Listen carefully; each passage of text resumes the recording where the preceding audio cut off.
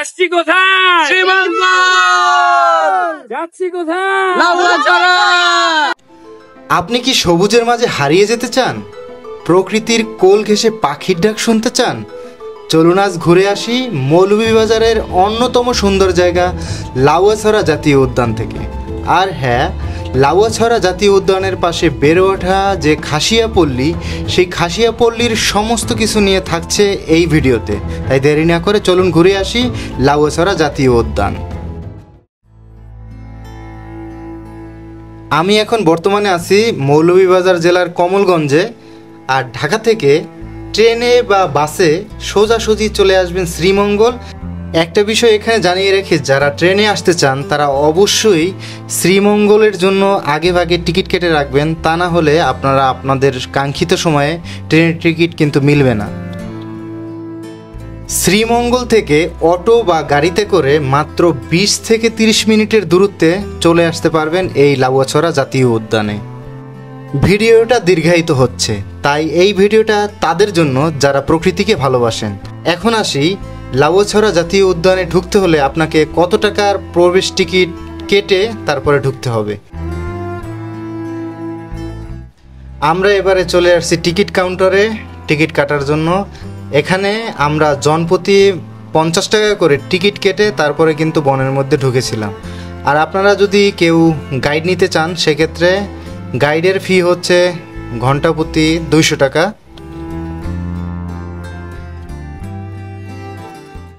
আপনাদের কিন্তু বলা হয়নি যে শ্রীমঙ্গল থেকে লাউয়াছড়া জাতীয় উদ্যানে আসতে কত খরচ হয়েছে।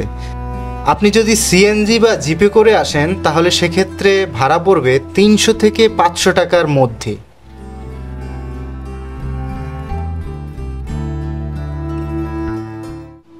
এই উদ্যানটি 1997 সালে জাতীয় উদ্যান হিসেবে ঘোষণা করা হয়। এখানে প্রায় 460 হেক্টর বনভূমির মধ্যে ছড়িয়ে আছে বিশাল জীববৈচিত্র্য। এখন আমরা ভিডিওর একটা ইন্টারেস্টিং পার্টে আছি, সেটা হচ্ছে এই লাউয়াছড়া জাতীয় উদ্যানের ভিতর দিয়ে যে রেল লাইনটা গিয়েছে, সেই রেল লাইনটা। এইখানে 1955 সালে হলিউডের একটা মুভির শুটিং হয়েছিল, যেটার নাম হচ্ছে around the world in 80 days. তাই তাদের স্মরণে আমরাও একটু শুটিং এখানে কিন্তু করে নিয়েছি। এবারে আসি লাউয়াছড়া জাতীয় উদ্যানে আপনি কেন আসবেন।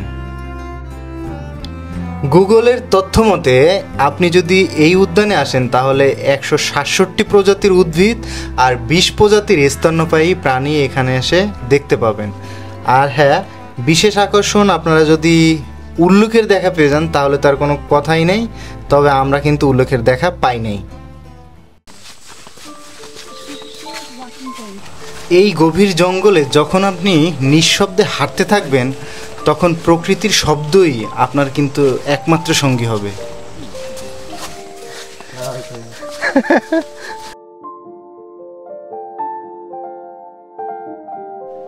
প্রকৃতির এতটা কাছাকাছি এসে মন একেবারে ভাই শান্ত হয়ে গেল। আপনারা যদি গাইড নিয়ে আসেন তাহলে বিভিন্ন উদ্ভিদের সাথে পরিচিত হতে পারবেন, যেটা আপনারা নিজেরা আসলে কিছুই বুঝবেন না।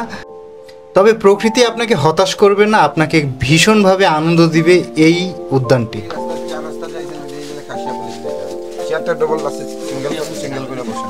আমরা বনের মধ্যে দিয়ে হাঁটতে হাঁটতে একটা দোকানের দেখা পেয়ে গেলাম, আর এই দোকানে এসে আমাদের ক্লান্তিটা কিছুটা দূর করার জন্য চা বিস্কিট খেয়ে নিলাম।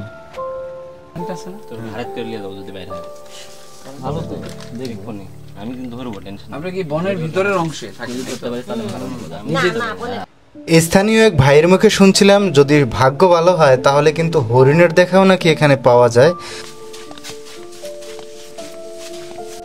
আমরা এখন খাসিয়াপল্লীতে যাচ্ছি, আসুন সব প্লিজ। গাইস, কি অবস্থা সবার?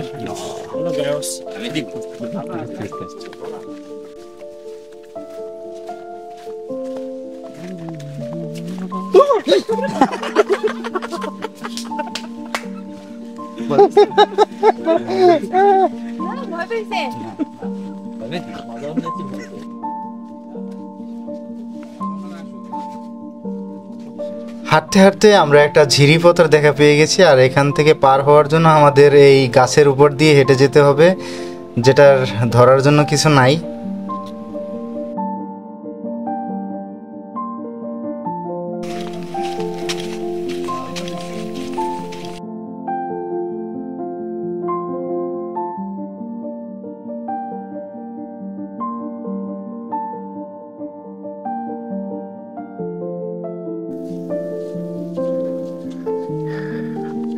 গাইস, আমরা এখন যাচ্ছি হচ্ছে খাসিয়াপল্লী। আর দেখেন পুরো টিম আমাদের সামনের দিকে এগিয়ে যাচ্ছে। খাসিয়াপল্লীতে পাহাড়াদের জনজীবন আপনাদেরকে দেখাবো। এই যে আমরা চলে আসছি খাসিয়াপল্লীতে। এরকম সিঁড়ি দিয়ে উপরের দিকে উঠতে হবে। এই উদ্যানের পাশেই লুকিয়ে আছে এক ঐতিহ্যবাহী গ্রাম, যেটা হচ্ছে খাসিয়াপল্লী। এখানকার মানুষজন খাসিয়া সম্প্রদায়ের, যাদের জীবন জুড়ে রয়েছে প্রাকৃতিক জীবনধারা। তাদের ঘরগুলো নর্মালি বাঁশ কাটা টিন দিয়ে তৈরি হয়, তবে এখানে এসে আমরা কিন্তু ইমারতের তৈরিও ঘরও কিন্তু এখানে এসে দেখতে পেয়েছি।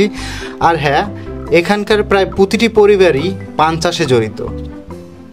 পুরোটাই পাহাড়ের উপরে। এখন দেখেন আপনাদেরকে। কি, কোথায় আসছো? এটা হচ্ছে খাসিয়াপল্লীতে আসলাম আমরা। একটু হাঁটতে হয় 10-15 মিনিট, বাট আজকে গরম বেশি, এই কারণে কষ্ট হচ্ছে। বাট নর্মালি ভালোই লাগবে, খারাপ লাগবে না আসলে। না, ওরকম কোনো কষ্ট মনে হচ্ছে না, জাস্ট গরমের জন্য। খাসিয়ারা মূলত মাতৃতান্ত্রিক সমাজ হয়ে থাকে, মেয়েরাই তাদের পরিবারের প্রধান হয়ে থাকে। আর আমরা এখানে আসার পরে একটা চার্চ দেখতে পেলাম। এই যে আপনাদেরকে স্ক্রিন এখন চার্চটা দেখাচ্ছি।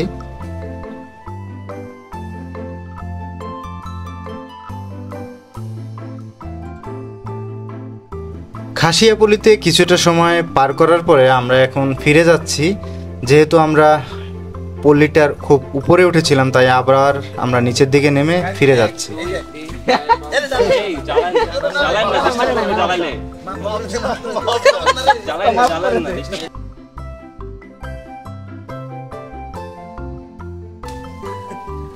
খেয়ে গেছে কিন্তু আপনার না লাগাইলে ভয় পায়।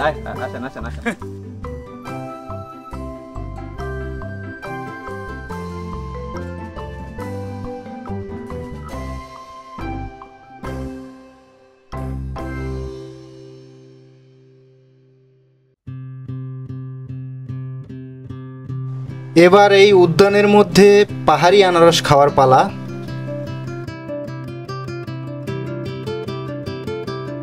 পাহাড়ি মিষ্টি মিষ্টি কলাও কিন্তু এখানে এসে আমরা পেয়ে গেছি।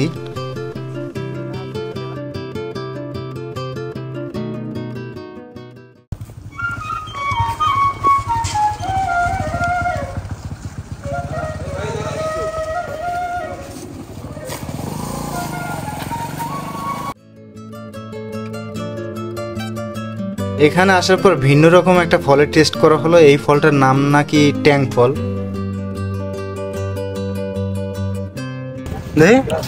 কেমন? এটা অস্থির। অস্থির? যেহেতু আমার একটু একটা বানাই দিন তো। অনেক মজা। টেস্ট কেমন? সুপার, হ্যাঁ, সুপার টেস্ট। এটা কি নিছে?